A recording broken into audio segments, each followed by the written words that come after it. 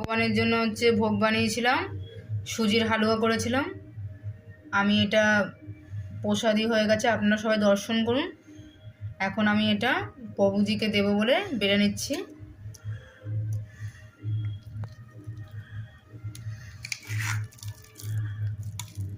পুরো অনেকটা কেকের মতন হচ্ছে লাগছে দেখতে।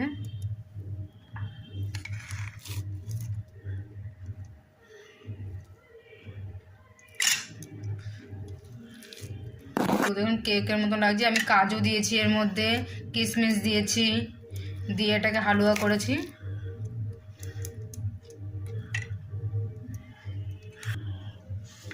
এই যে প্রসাদ আমার জন্য নিয়েছে। এবার এখন দেখি কিরকম হয়েছে। খুব সুন্দর টেস্টি হয়েছে, পুরো হালুয়া এবং কেকের মতন লাগছে খেতে। হরে কৃষ্ণ।